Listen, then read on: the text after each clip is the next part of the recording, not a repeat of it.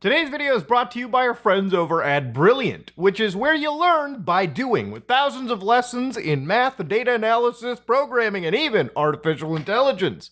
Brilliant's a learning platform where instead of just watching a boring lecture video, you actually learn your concepts from the ground up by actually doing them yourselves. So you build problem-solving skills, you play around with concepts, and it's a method that's proven to be far more effective than watching boring lecture videos. With content made by professionals from MIT, Caltech, and some of the biggest tech firms like Microsoft, you can build problem-solving skills instead of just memorizing concepts that you'll probably forget if you never actually use them.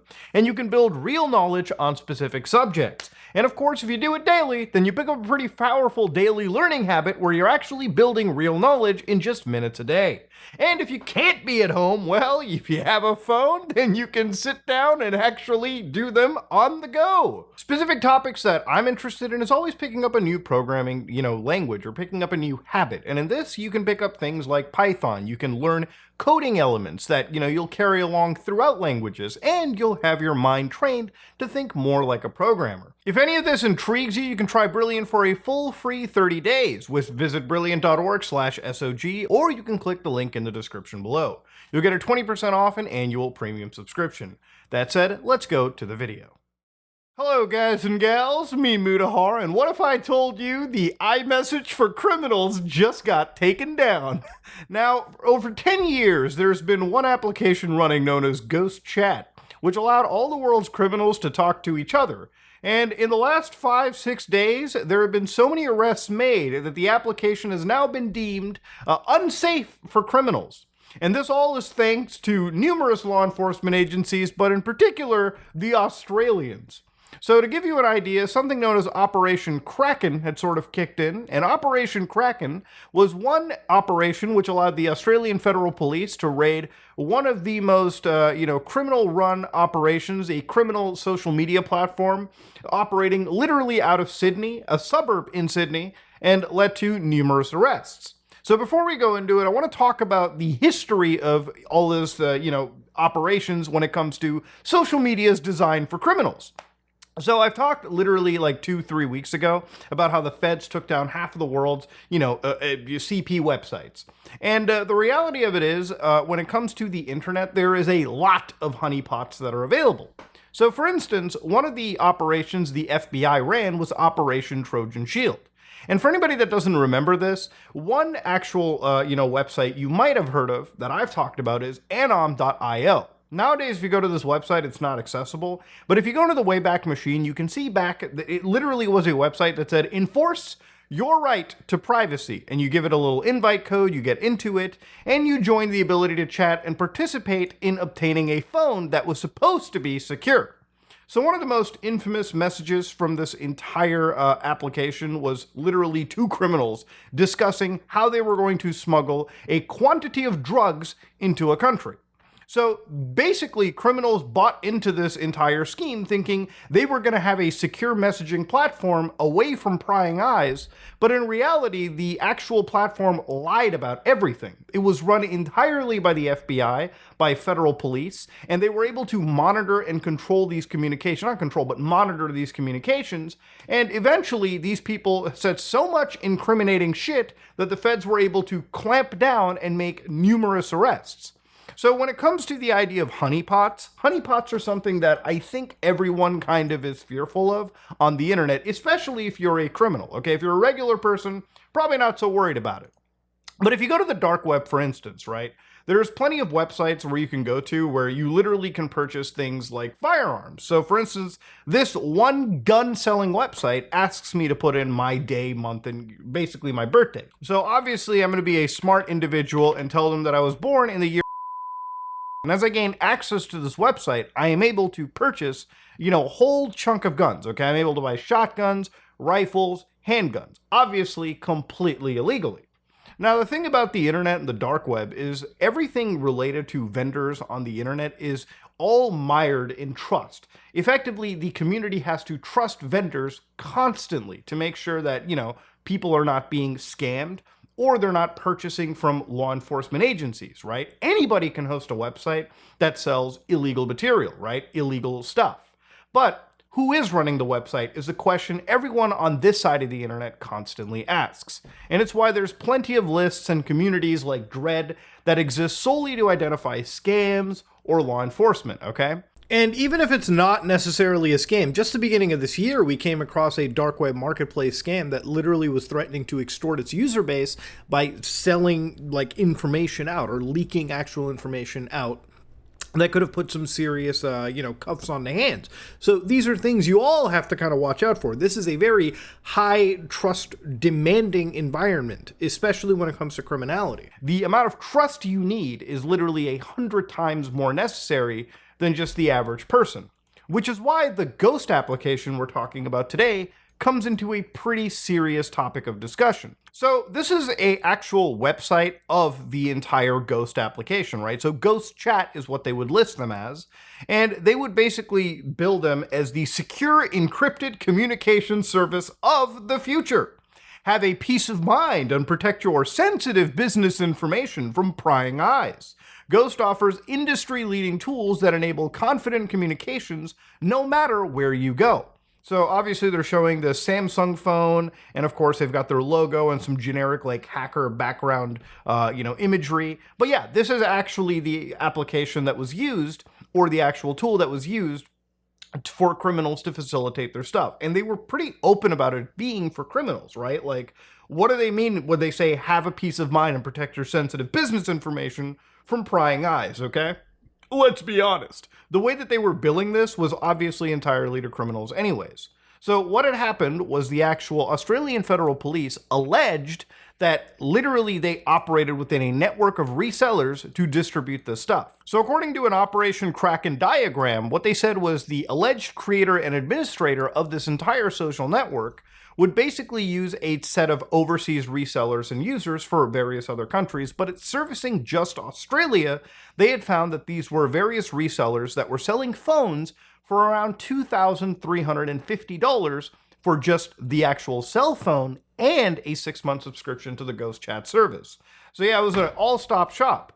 But what was important was these resellers were selling the device to actual identified members, allegedly belonging to outlaw motorcycle gangs, the Italian organized crime, the Korean organized crime, and Middle Eastern organized crime. And at some point, there were around like 390 users, like Australia alleges, like the AFP alleges, there were like 400 something devices. And all these criminals were using these devices to engage in money laundering or discuss money laundering, violent crimes, threats to someone's life, and of course the trafficking and manufacturing of illegal drugs. Look, no matter what you say about encrypted applications, this is actually one application that only was used by criminals. That's it, okay? This is literally the criminals' iMessage platform. So the way that the European police, Europol, describes this is Ghost had gained traction across criminal organizations due to its advanced security features. Users could purchase the tool without declaring any personal information, okay? The solution used 3 encryption standards and offered the option to send a message followed by a specific code that would result in the self-destruction of all messages on the target phone. So a self-destruct button would be included as well. So if, cops or anybody was able to get your device, you could use something else, send a message, and of course a little code, and it would just wipe all of your compromising messages. This allowed criminal networks to communicate securely, evade detection, counter forensic measures, and coordinate illegal operations across borders, right?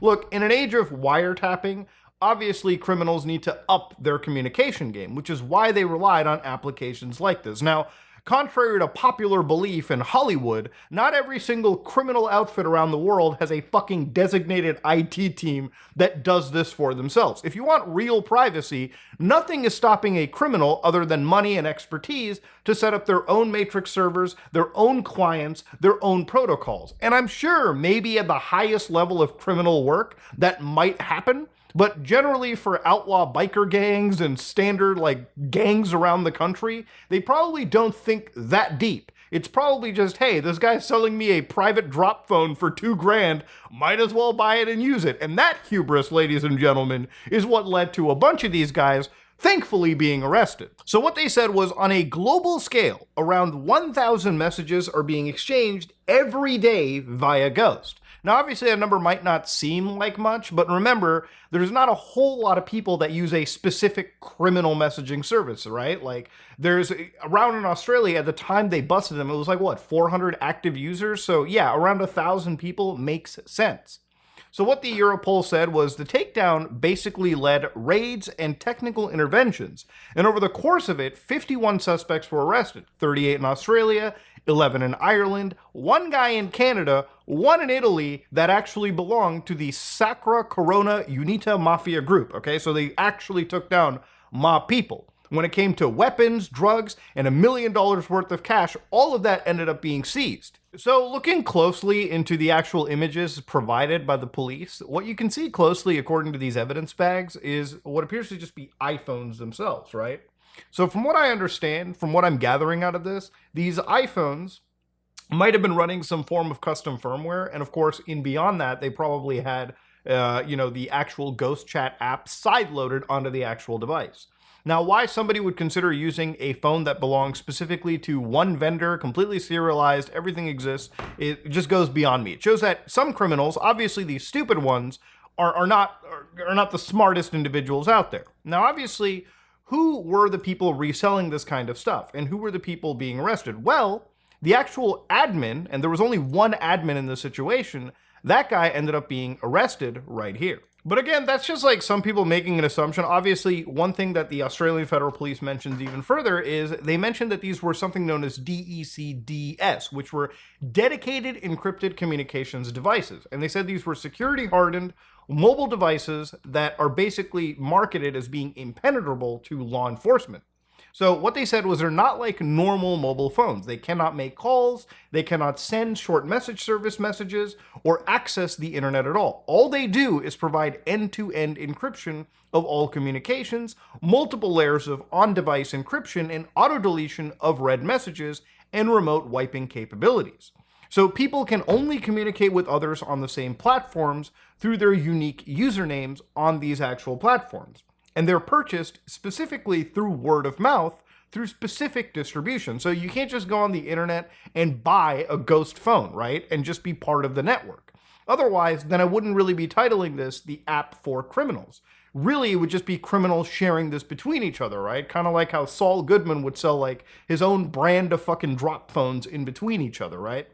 But obviously those weren't as complicated as what you're seeing over here. So now it's worth talking about the technology behind some of these tools. The way that this actual product was built was being end-to-end encrypted, right? Now, obviously, a good comparison I'll make here, relatively good, is something like iMessage, right? Now, Apple says iMessage is end-to-end encrypted, right? And the way they say is that there is no way for Apple to decrypt the contents of your conversation when they are in transit between devices. Attachments you send over iMessage, such as photos and videos, are encrypted so that no one but the sender and receiver can access them. So I want to give a quick understanding of how this works, right? Let's say that me and Caleb, Oompaville, a friend of mine, want to talk to each other on our iPhone devices. Now, through iMessage, I send a message to him and he sends messages back. So the way that it works is, again, an end-to-end encryption, and this is just one way. There could be mixtures of different technologies and styles. We both possess public and private keys. Now, the idea of end-to-end encrypted messaging being safe is that you understand that there is somebody always watching between you, right? It's like passing notes between class. You know that as you're passing notes between you and the sender, there's going to be people that have access to your note. So to protect you, what you do is you encrypt the message as you send it. So as it goes through the server, or the people that you're passing the notes through, they can't just open your message and read the contents because it'll be encrypted. So the only way to decrypt it is once the message, the data arrives at the other person, so Caleb gets my message, he will then decrypt it using private public key pairs, and this will go back and forth. Now, as you get more people in a group chat and things get more complicated, the technology gets more intricate. So to show you how encryption works right here, I'm going to show you me encrypting a message that I would send to somebody, off the cuff right here. Now, this is not how you would do it. There's a more complicated way. I'm just doing this for the sake of time and understanding. So I'm going to open up a text editor and just create a file known as test. Now inside here, I'm going to write a message that says, this is an encrypted message. please do not let prying eyes read it. So there's a message that I've written. So I'm going to save this message and boom. Now, obviously, if somebody wants to read that message, they can just, open the file up and read the entire contents. So the way that I'm going to actually, encrypt this, I'm going to type in GPG-C and just type in the words test, the name of the file. So it's going to ask me, an actual, what do I want to put in as a password? So I'm just going to type in password right here and obviously just make it really easy. It's going to tell me, bro, that's pretty insecure. Just use it, okay? I'm just doing this to showcase the audience. So inside here, we're going to do cat. So you see how we've got two files, test and test.gpg. I'm going to remove the original test file, all right? So now all we're left with is that encrypted file.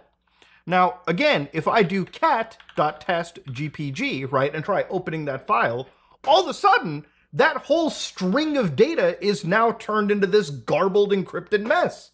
So obviously, how does somebody decrypt this, right? Obviously, if you have the pairs, or the keys in specific, you can do things like gpg, test.gpg, and of course, it'll unpair. Now, obviously, this does not time out. Like usually you time out after 10 minutes, you would have to provide the password that I put in. But now, obviously, I've decrypted it, and if I do cat.test, the decrypted file, you can actually read the messages right here. So that's kind of a rough explanation for how you can encrypt your files and hide, messages from prying eyes. And that's kind of, to an extent, what was happening over here. So now it's time to go to the final piece. Who was the mastermind genius running the fucking social media for criminals?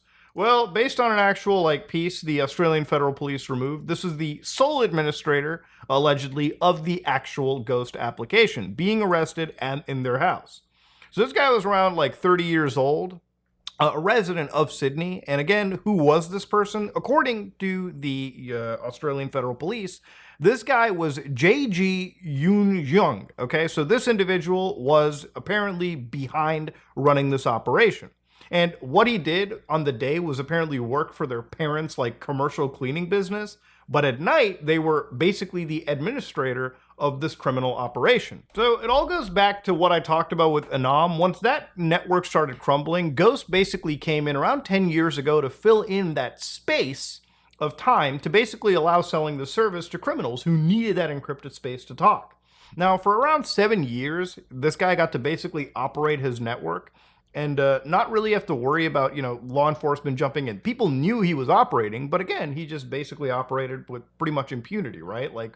Obviously law enforcement had to really come together and crack down and figure out who this person was. So for a while, things were pretty good. And law enforcement even alleged that he made $10 million and stashed it somewhere, I believe, into cryptocurrency at the time. So it was a pretty lucrative thing, obviously, if he hadn't have been caught. But unfortunately, in his case, he did. Now, according to law enforcement, because of this application, one harrowing case actually involved one person, police intercepting an image of a gun to somebody's head and actually being able to save that person within the hour they saw that. And of course, in Ireland, they were able to dismantle a primary drugs trafficking route into the country, and in doing so have seized drugs with an approximate street value of 16 million euros. So yeah, hacking these guys actually played into account. And what led to them being hacked? Well, according to the AFP, there was actually one specific circumstance where, as the actual administrator to this, he was pushing updates constantly to the platform. So at one point, according to the AFP, and from what I understand, France's technical department, they had found a way to intercept and deliver a malformed update. And because they sent a bad update, update where they had infested the actual network themselves, and again, this is after 6 to 7 years, right? Once they found this exploit and launched it. And from my understanding, the exploit they used only affected Australian users, I believe, at first. At least that's how the AFP says it. So once they had rushed in, and they had basically intruded the Ghost network, these people were sending messages, and those messages were being grabbed, and law enforcement could see all these messages being sent. And that's how we led to a whole bunch of arrests down the road. And obviously the dismantling of one of the largest criminal social media networks out there in the world. So, crime, it does pay, I guess, at the end of the day, until you get caught, which usually when it comes to the big guys, multinational law enforcement agencies all working together, it's only really a matter of time before you end up getting taken down. Now, obviously, what's going to happen to the guy running this network? I'm sure that he's going to spend some time in prison. Nothing that he was doing was necessarily that crazy.